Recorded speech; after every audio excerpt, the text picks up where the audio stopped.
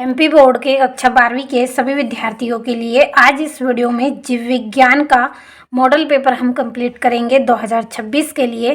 तो हिंदी मीडियम और English medium दोनों में आपको मॉडल पेपर देखने को मिलेगा। 100% पूरे क्वेश्चन आपके इसी में से रहेंगे। 6 सेट आपको मिलेंगे, जिसमें से आज हम पहला सेट ए पढ़ेंगे, अगले वीडियो में हम सेट बी पढ़ेंगे। तो चलिए हमारे प्रश्नों को हम शुरू करते हैं। तो पूरा वीडियो आपको लास्ट तक देखना है। तो पहला प्रश्न, सही विकल्प चुनिए।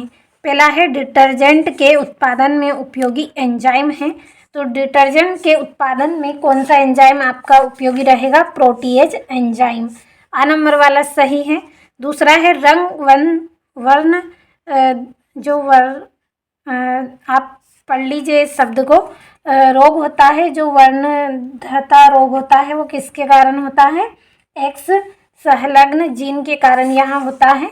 तो आ नंबर वाला सही है।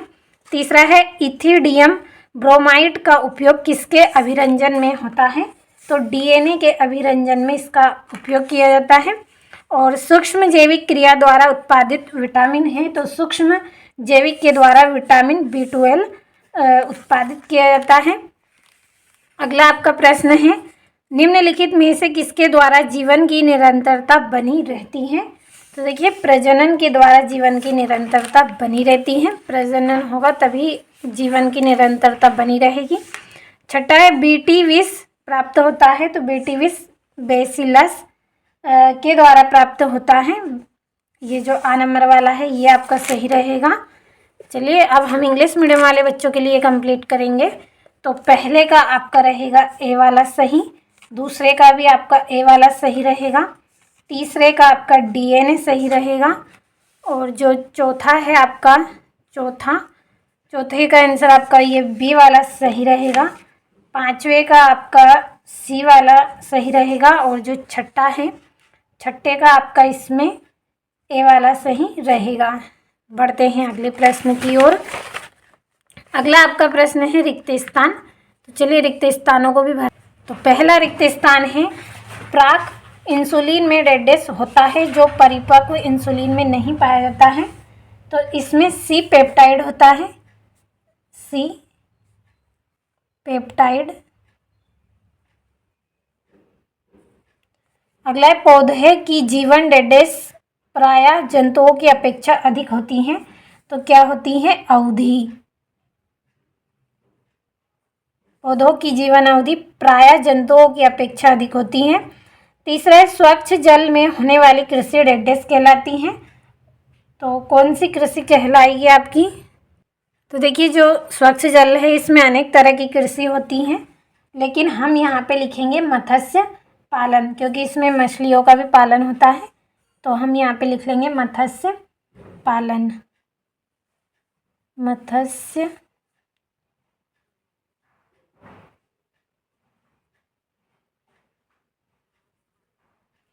अगला है नाइट्रोजन स्थिरीकरण करने वाले बैक्टीरिया डैश कहलाते हैं।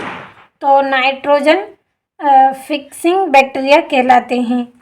तो इसका आंसर हम यहाँ पे लिख लेंगे। तो इसमें हम भरेंगे नाइट्रोजन,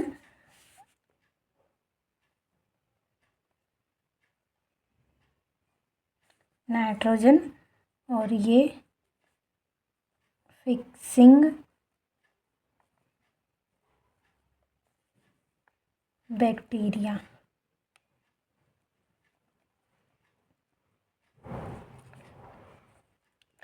अगला है मानव डैश है। तो मानव क्या है? सर्वाहारी है।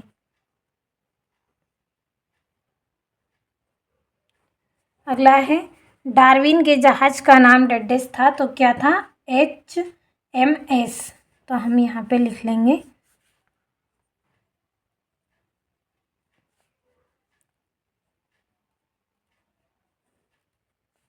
बीगल।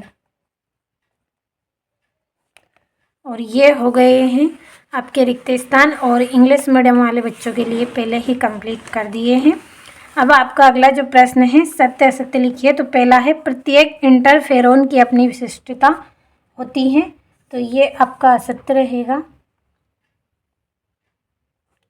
अगला है मानव अंड प्रजक है, तो ये आपका असत्य रहेगा।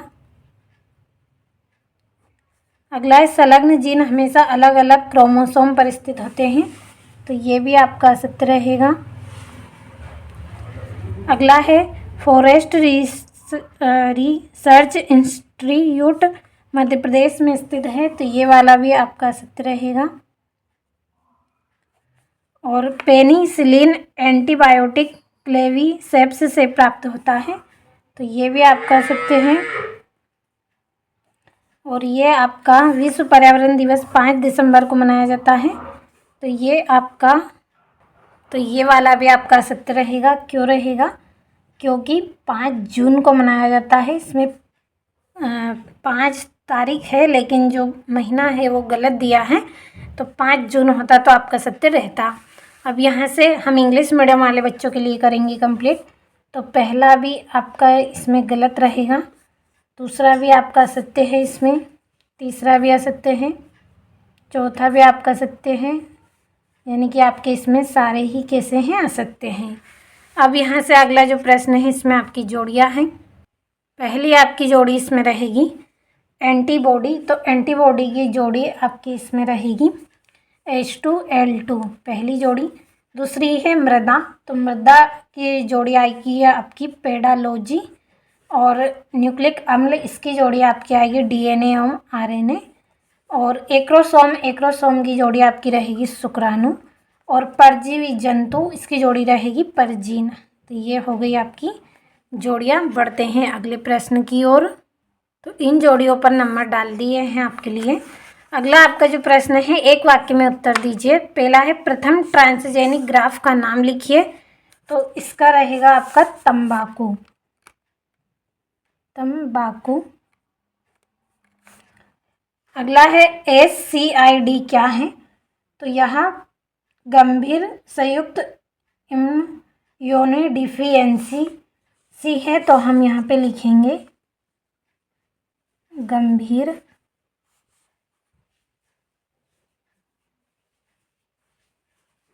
संयुक्त इम्यूनोडिफिशियेंसी। अगला है AUG कौन सा कोडान कहलाता है? तो प्रारंभ कोडान कहलाता है, प्रारंभ कोडान। अगला है मिलर ने अपने प्रयोग में कौन कौन से पदार्थ लिए हैं?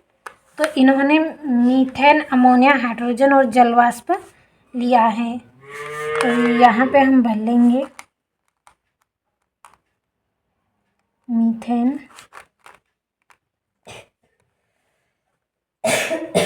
अमोनिया, हाइड्रोजन और जलवाष्प। अगला है आपका एथेनॉल के बड़े पैमाने पर उत्पादन के लिए किस यीस्ट का उपयोग किया जाता है? तो हम यहाँ पे लिखेंगे